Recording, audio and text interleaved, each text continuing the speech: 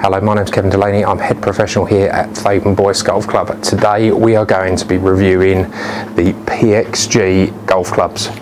So guys, remember, if you like the video, please hit the subscribe button, give the video the thumbs up, and feel free to leave any comments down below.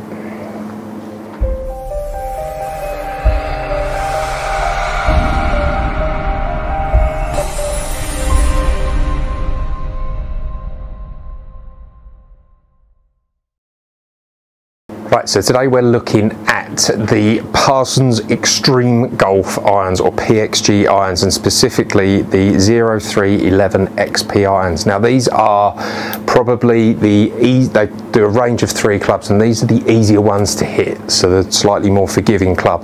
Now, I would have thought a majority of you would have heard of these, but you might be surprised at the cost of them. So, I mean, what we've got here, I'm going to go through it. We've got I've got the bag and the irons, and we are looking at somewhere around about £3,500 to £4,000 for the set. So that's 5 to wedge, and the 2 0311 forged wedges. So I've got the 60 degree and the 54. Now, these are custom fit only golf clubs, as you'd expect at that sort of price, and it's not something that you're going to see in an awful lot of pro shops just because of the cost of them. So I'm going to be really interested to see how they perform, take them out on the course, put them on the launch monitor, see how the numbers sort of stack up on there, and see exactly what you're getting for your money. So yeah, I'm kind of looking for the 7.9 to go 165-ish spin rate, somewhere between about 5,500 and 6,000 would be good.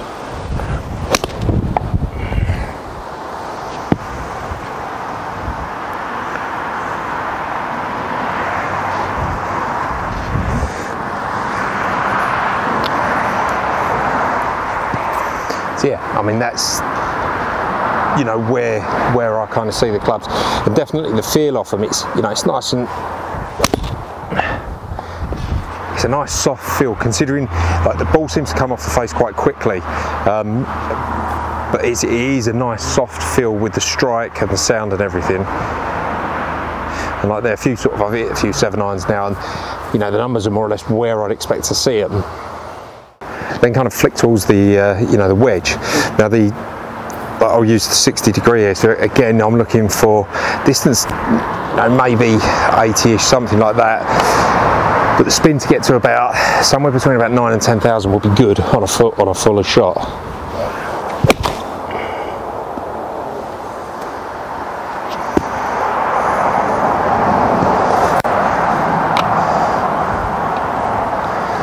You know, and again, the weight of the head, it'd be interesting to see when we take them out on the course to have a few chip shots and stuff like that, because it feels like the balance there's a lot of weight in the head of the club, which really helps when you're playing the shorter shots to get the momentum of the club head going through the shot. But the plenty of feel, I mean, they're nice, you know, hitting a fuller shot here, nice.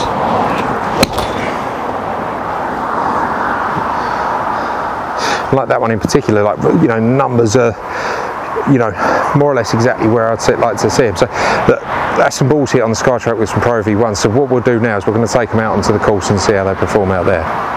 So this is definitely a club that I've been wanting to try for a while. You know, the PXG's been about for some time, but definitely a limited exposure in this country, and you're starting to see a little bit more of it now. So I'll be interested in taking these out on the course and just seeing how they you know, how they perform to hit a few shots.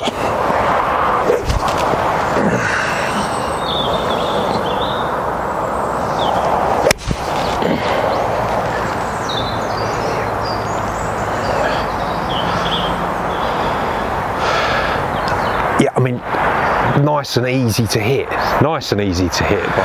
So again, let's just hit another one and see what that's like.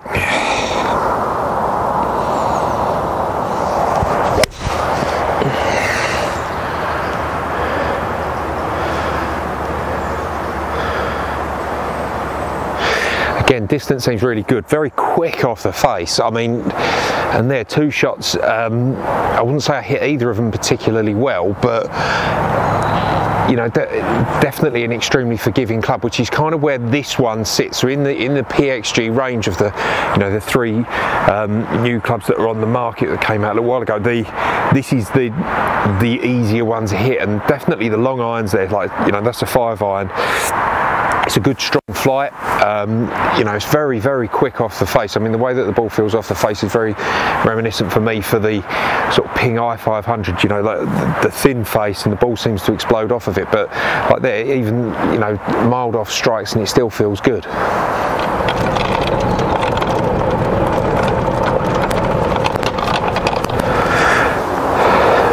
So yeah, a little bit closer to the green here, and, you know, just hit a few shorter shots, and these are the clubs that have kind of surprised me a little bit with how good the wedges feel. So, you know, looking down on them there, this is the 54.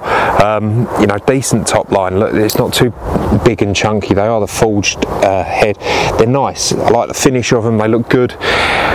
But the thing that really strikes me is the weight of them. You know, it feels like there's a lot of weight in the head of the club, which is nice. Particularly, you know, we'll do a little bit of chipping in a bit, but the sensation of, you know, getting the weight into the head of the club and particularly low down really helps on the shorter shots, making sure that you get the club head through. And, you know, I've not, in comparison to, say, if you looked at a Vokey or something like that, they're a lighter feel. These clubs have got a lot more weight to them and a different kind of feel. So yeah, let's hit a few shots and see how they perform.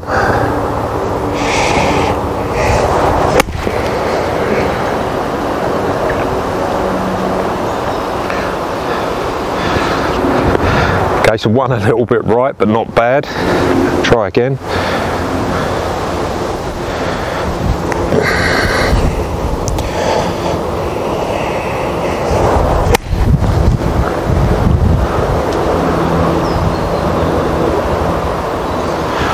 Yeah, I mean, just a nice control, real solid feel off the club head. You know, for a wedge, you see, look, you know, they cost a lot of money, so they're going to be good.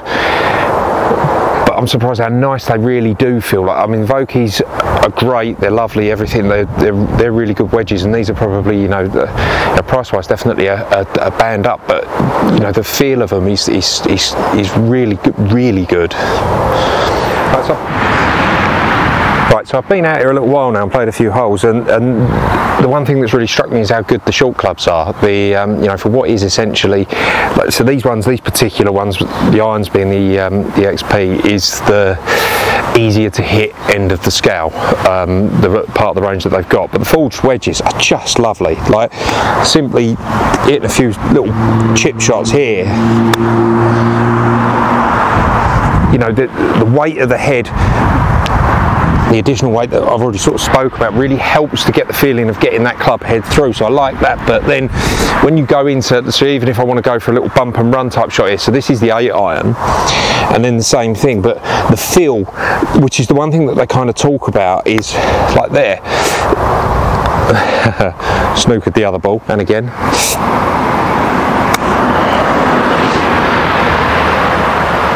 Yeah, I mean, the feel that you're getting off of the club. So even though that, you know, it's a super thin-faced, you know, thinnest-faced golf club iron on the market, the feel that you get from the club, so it's not just pure explosive and distance, but the feel that you get from them is genuinely quite surprising. They are really good clubs.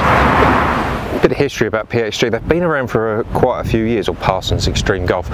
They've been around for quite a few years, and they've got quite a few top players that they've got on their books. So, you know, they've had Pat Perez, I think Charles Schwartzel, obviously Zach Johnson, and had a lot of success with their club. But it's not necessarily a manufacturer that you're going to see in a lot of pro shops, and that's primarily because the average PGA pro is going to have to get a second mortgage to be able to stock the pro shop out with this stuff. It is premium, high-end, top quality.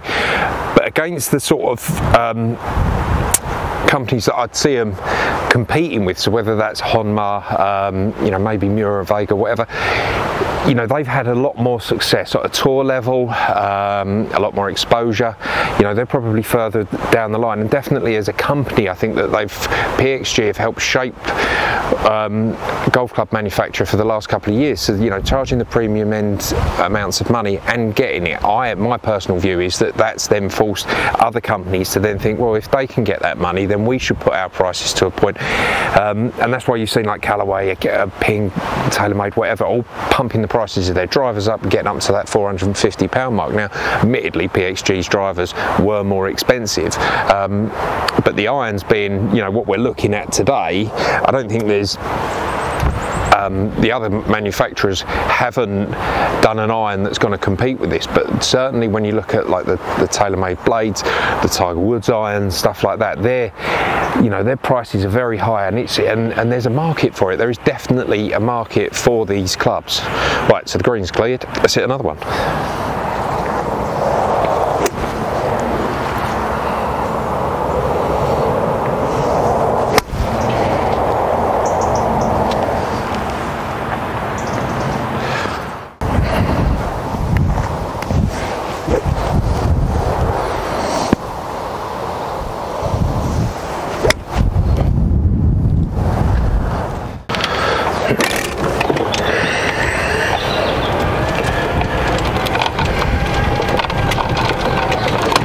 It is nice to be out here today. I've got to say, hitting these clubs, the course is in great condition. I do like playing this time of year, and you know, leaves coming down off the trees can be a bit annoying, but autumn is definitely coming, and you know, the trees are starting to turn colour and it's looking lovely.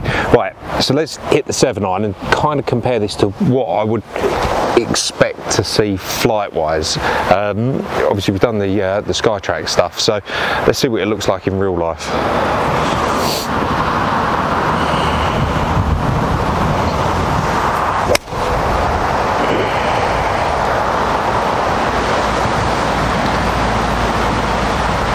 I mean, it's into the wind, so it's going to push the ball up in the air a little bit, but flight wise, that's pretty good. Like, it's not low. I know that the 7-iron's quite strong, you know, set there on this set at sort of 28, so it is strong, but I think because of the additional weight that you get in the head, the extra tungsten, whatever, it does put it up in the air, so they're powerful and you get a decent flight out of them.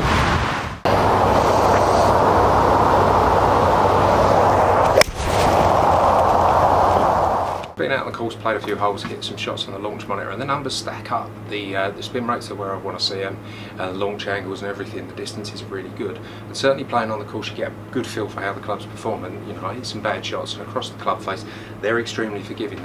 You know, they are easy clubs to hit. You kind of expect that for, you know, what they're marketing them at, but you know, the sales patter is that they're meant to be a soft buttery type feel, like their Generation 1 irons, but very powerful. Now, I've never hit the Generation 1 iron, so I couldn't really compare them to that, but I'd say, yeah, you hit them out the middle, there's a good feel for them. Extremely quick off the face, like a lot of these sort of hollow filled clubs. You know, the Ping i500 is similar in the way that the ball comes off the club face. But yeah, no, I really liked them. The interesting thing I think with the PXGs is that when you look at, they offer a full custom fit service, so that you're not going to see these in loads of pro shops. Basically, PXG do the fitting, and the sort of things that they do is like this. This is the lob wedge, and you can see there that it's got the sort of the screw ports across the top there. Now, depending on the type of grip, shaft weight and things like that, they can vary the weights in the different heads to make sure that they fully match up with you. So it's a much more in-depth custom fit than what you're going to get from other manufacturers, but you would expect that for the price. You know, they are good. They are really good. And then, you know, beyond that, PXG will, you know, look at your lofts and lies and alter them, and then talk to you about different gaps and stuff like that within your bag and things, which is, you know, they're after sales, so you know, you're buying into them.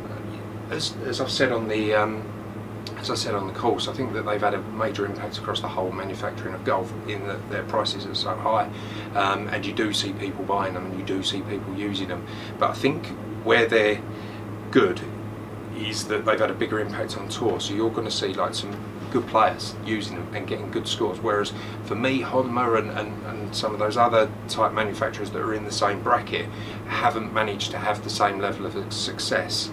across many tours, but then that could be because PXG have been around longer. They've got quite a few players on ladies tour, men's tour, European tour, stuff like that, so they're good. You know, for me, would I use them? Definitely. Could I afford them? Probably not. They're you know, they are good clubs, really nice. Listen guys, I hope you like the video.